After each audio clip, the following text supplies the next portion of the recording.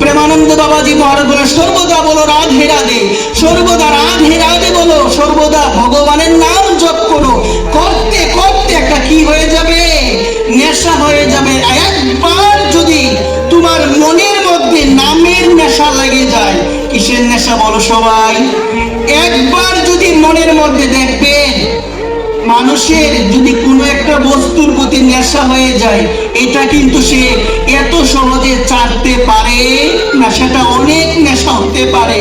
কিন্তু বৃন্দাবনের বাবাজি মহারাজ প্রেমানন্দ বাবা বলছেন, তোমার যদি একবার মনের মধ্যে এই নামের নেশা লেগে যায়, এই মন থেকে তুমি ভগবানের নাম আর কখনো ছাড়তে পারবে না। সর্বদা উঠিতে বসিতে রাত্রি দিন নাম লয় গাইতে শুইতে, তাহার মহিমা বেদে নাহি পারে দিতে।